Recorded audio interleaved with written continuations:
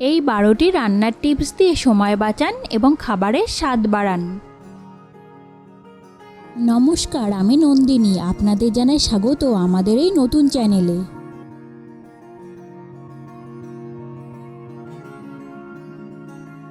1 নম্বর, বর্ষাকালে পোকামাকড় থেকে বাঁচাতে চালের পাত্রে 2-4টি পাতাসহ নিমের ডাঁটি রেখে দিন। 2 নম্বর, পেঁয়াজ কাটার পর হাতের গন্ধ দূর করতে একটু শুকনো বেকিং সোডা দিয়ে হাত ঘষে তারপর জল দিয়ে ধুয়ে ফেলুন।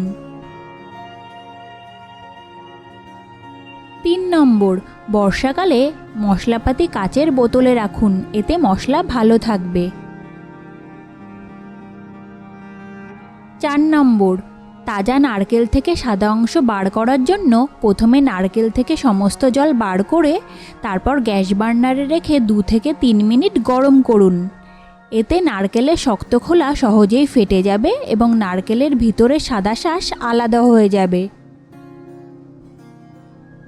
5 নম্বর, গাজরের হালুয়া বানাবার সময় চিনির পরিবর্তে চিনির সিরাপ তৈরি করে যোগ করুন, এতে হালুয়ায় মিষ্টি তাড়াতাড়ি ভালোভাবে মিশে যাবে। 6 নম্বর, কলার ছড়া দড়ি বেঁধে ঝুলিয়ে রাখলে 5-6 দিন পর্যন্ত কলা ভালো থাকে। 7 নম্বর, দুধ ফোটানোর সময় দুধের পাত্রে একটি বড় কাঠের চামচ রাখুন, তাহলে দুধ পড়ে যাবে না। 8 নম্বর, দই সেট না হলে একটি সাধারণ প্লেটে জল ঢেলে তারপর দইয়ের পাত্রটি রাখুন, তাহলে দেখবেন 1 ঘন্টার মধ্যেই তৈরি হয়ে যাবে দই। কিন্তু দেখবেন পাত্র যেন নড়তে না পারে, বাসনপত্র সমতলে রাখুন। 9 নম্বর, শুকনো ভুট্টা একদিন রোদে রেখে তারপর ভুট্টার খই বানালে ভালো পপকর্ন তৈরি হবে।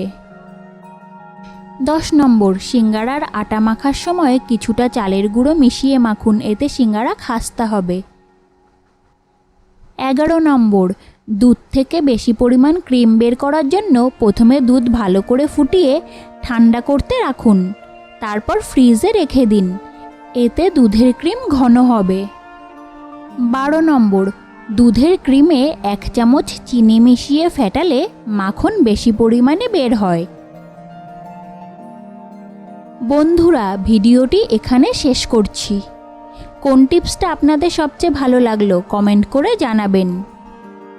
চ্যানেলটি সাবস্ক্রাইব করুন আর বেল আইকনটি চাপুন যাতে আমাদের নতুন নতুন ভিডিওগুলি আপনাদের কাছে পৌঁছাতে পারে।